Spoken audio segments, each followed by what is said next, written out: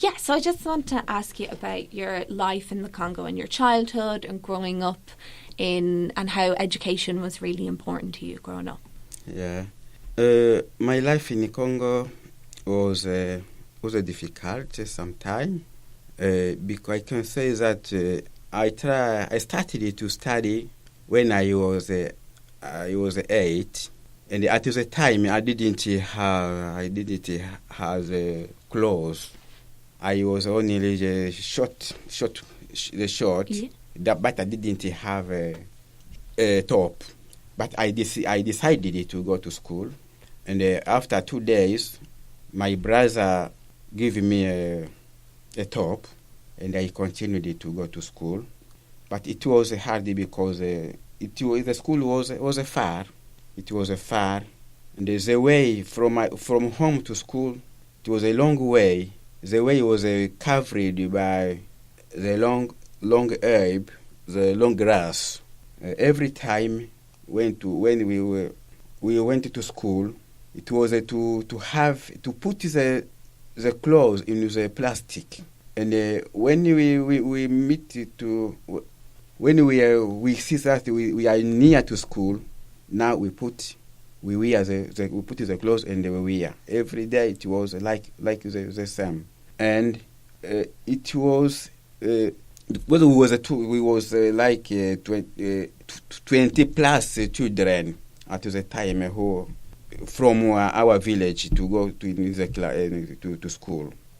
I finished my primary school, and I went in secondary school, but I moved to the village. Now secondary school it was in the town. It was a town in Uvira, and I finished my secondary school in Uvira. Uvira was a district, like a small county, because the county was South Kivu in Bukavu. The region was in Bukavu. Now, when I finished my secondary school, I joined the veterinary school in Bukavu, and I studied for 3 years. When I finished for the 3 years in veterinary school, I started to work. I applied. I stayed home for 1 year, and now after 1 year, I started the work in Uvira, in Cavan. My first working place. My work it was to supervise or to control, to inspect the meat, and to deliver the payment for the meat or the meat or cow who will travel out to the village. And was it a good job to have? Yeah, it was at the time it was a good job. Okay. Yeah, because every day, every time I had a meat, when I inspect, I can have some meat. And was it not normal for everyone to kind of have meat for your meals each day? It was normal. It was normal. It was a law. It was a normal.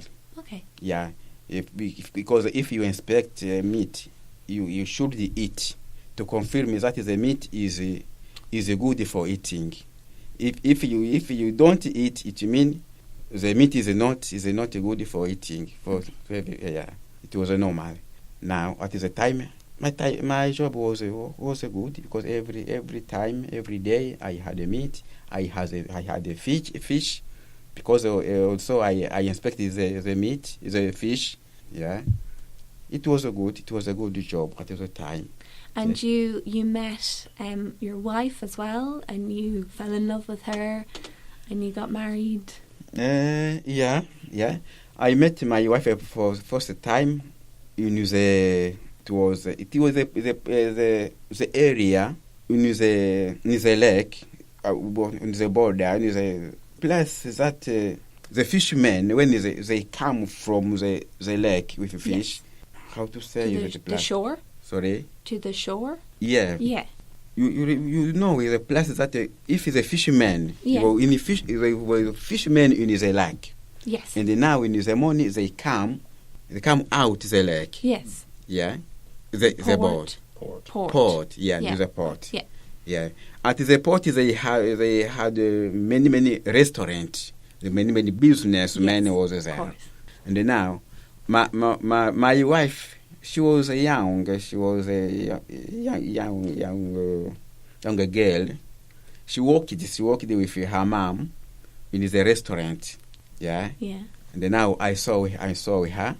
For the first time I saw her, and I didn't say anything.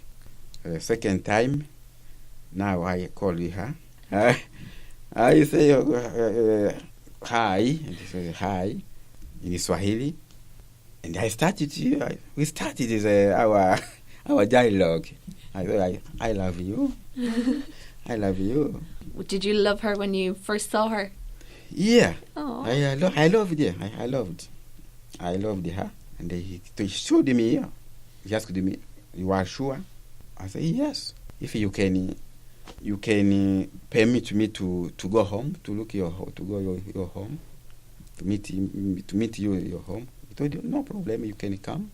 And then you got married. Yeah, and after 1 week, I went to their home. Now their parents saw me, and I returned to my home.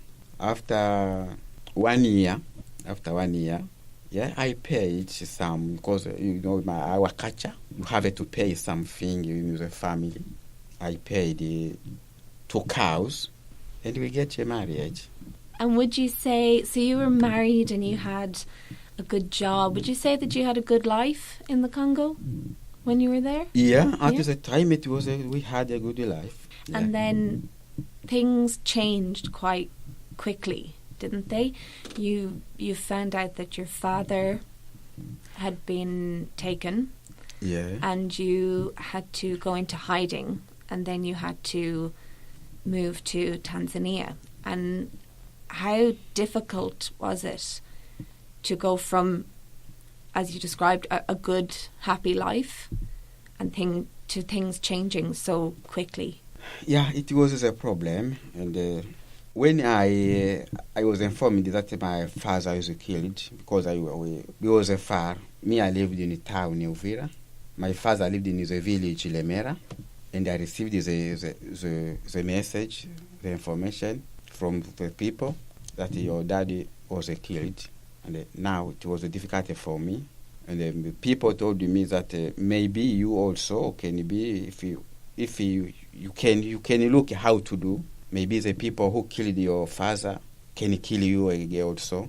Now I prepared. I ran in the forest for 3 days.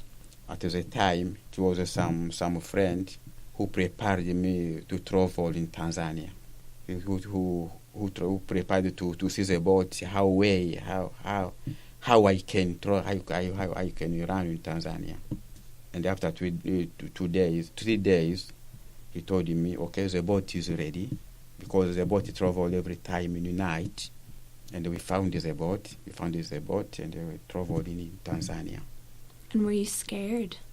Sorry? Were you scared? Were you afraid? Yeah, many afraid.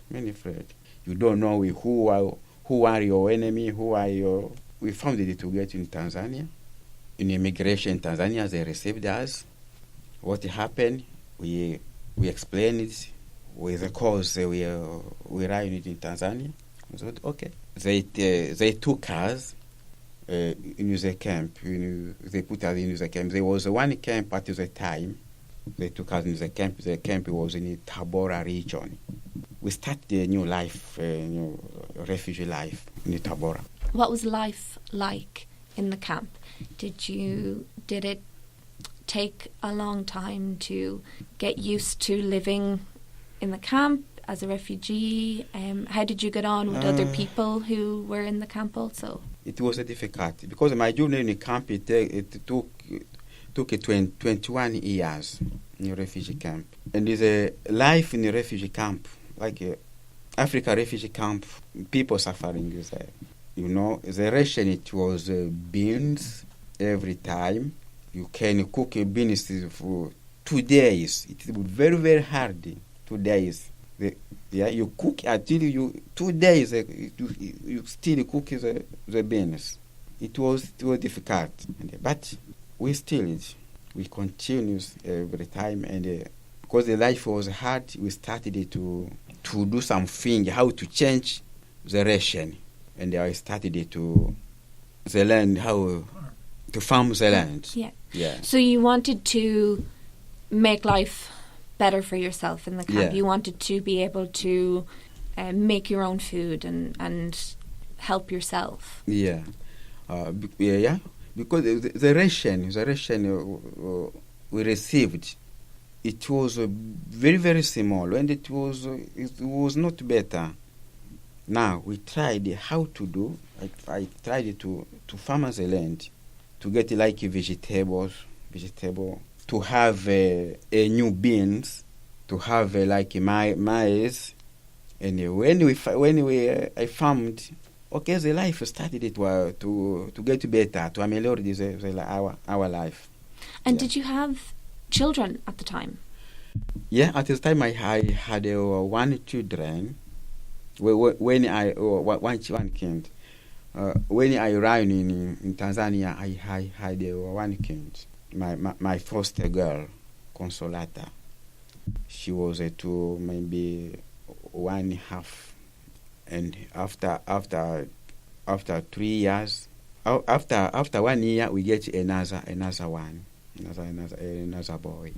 And Yeah. what was your house like? What was the build like? Your home like? The house was a story. It was a big story now, because every year we build a house. Every year, there's a system in Africa to get a brick, but the brick is not. It's only the soil you can do. Yeah, and you make a brick. After the brick, you go in the forest to cut the tree, and you cover your house. But because the rain is too hard, when the rain comes, they destroy your house. Now it was every time to build the house, and it was because in the refugee camp, in the Tabora refugee camp, we lived there for 5 or 6 years, and after we moved for another camp. Remember that I fled my country. It was only the Cold War. It was only the Cold War. And after now, when after 3-4 years, the war started in Congo. The serious war, the hard war started in Congo, and many people now run in Tanzania. So there were more refugees Yeah, coming more from the Congo. Yeah. Yeah, from now we come in Tanzania. Our camp, our first camp was closed. They closed our first camp. They told them now you can join the majority, the majority of Congolese in another camp, a new camp. Okay. And they took us. So there was a lot more people coming from the Congo. Yeah, from the okay. Congo. And now we join our friends in a new camp in Kigoma region. Okay, And so it a was new camp. only to start to build again a new house. So Yeah. you moved to a new camp with lots of other people who were refugees from the Congo, and you had to start again, Yeah. build a new house, start a new farm, Yeah. start everything again. Yeah, to start everything again, to farm, to have a new land for farming, to have a new house for farming. Everything was again new. Now it was every time it was difficult. And I know you wrote about in the book as well about how, because there were so many people coming from the Congo, there were kind of tensions in the camp between the different people from different tribes. Yeah. But you also write about how you started a group to help this. Could you tell us a bit about the group that you started? Yeah. When we lived in Tanzania for maybe 5 or 6 years, we had some experience in Tanzania because we lived with Tanzania people. We joined our friends, Congolese friends in the new camp. They had some mentality. You know mentality?